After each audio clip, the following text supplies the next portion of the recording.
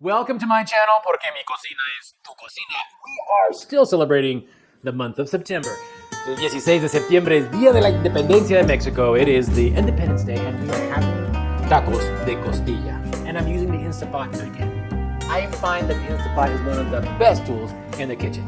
So, without any further ado, let me show you exactly how to make them. If you have any questions, please make those questions down below in the comment section, and I will respond to each and every one of you. Thank you so much for tuning in, and without any further ado, let's go and make some tacos de costilla.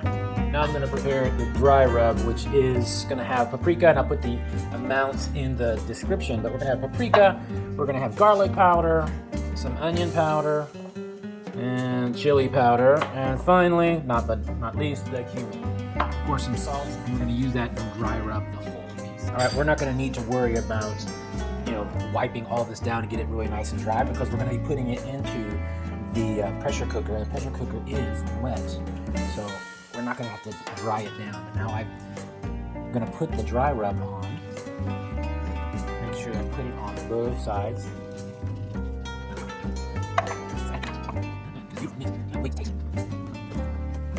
Just enough left.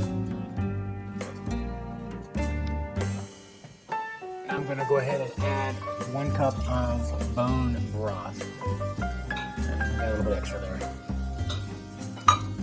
And on top of the bone broth, we're going to add our little trivet and place our meat inside like so. Here comes number 2. There we go. Just like that. There we go.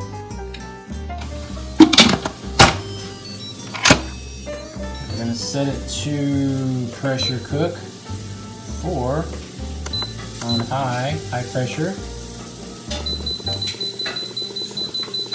25 minutes. I'm going to slice up these serrano peppers for our meal. It's going to be good. Our tacos de costilla. And these are going to be my chiles toreados, okay? Chiles toreados. Chiles toreados needs a good onion. Go ahead and get this one prepared. Same basic principles on cutting the onion. We're going to make sure we get this ugly skin off.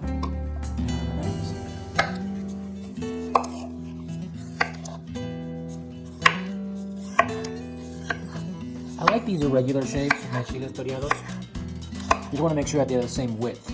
But other than that, the shapes don't matter, to me at least.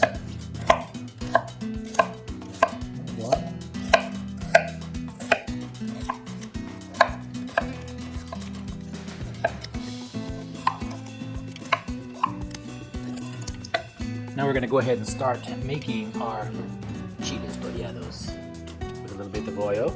And I'm using avocado oil. I know it looks like a lot, but believe me, it's not. The pan is already hot, as you can see. On it. There we go. Go ahead and throw a little bit of salt. Whoops, there we go. And saute. You want to make this low and slow. Well, let me say, not low and slow. You want to make sure that it's about a 5. My dial goes up to 7, and I go on 5. Get it nice and coated with all the oils before I step away and let this saute. All right, now it is ready. If you'll notice, the skin on the peppers are starting to wrinkle and turn white. That's when you know it's ready to cool off the fire. The steam off. There it goes.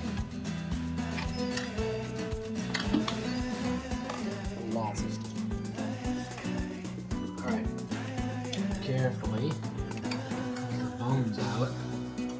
Take these ribs. The outside ones first. Oh yeah. Alright, so what we're going to do now is we're going to put this into the oven. We're going to braise it, not braise it, we're going to put it into the oven as a broil, and it's going to crisp up the top parts of the meat. Right now it's good, you can eat it as is, but we want it to look a little bit more like ribs on a grill. Alright, here we go. Right now we have our tortillas nice and warmed. And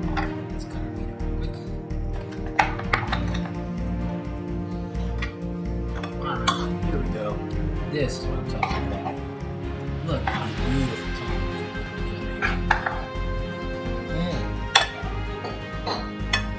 And then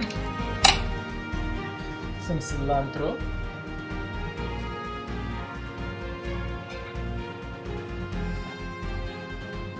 And of course, some lime. That is what I'm talking about. Delicious. Now, how you like that? Rack of ribs. It was beef ribs. It was only 25 minutes in the Instant Pot. Throw it into the broiler for about 5-10 minutes. Now you have to keep your eyes on the ribs because they can burn. So between 5 and 10 minutes, watching them. Once they start turning brown, that's when you know you're supposed to pull them out. Now, these are amazing. So let's go for the taste test.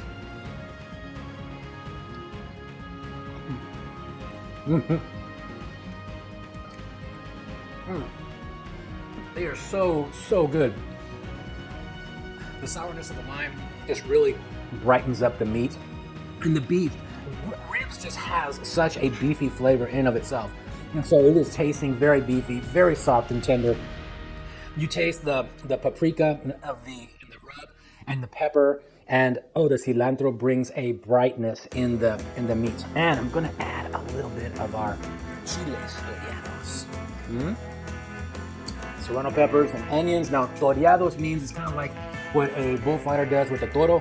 It's called torear, and it's how you play around with the bull. You kind of play around with the peppers and the onions on a hot sartén.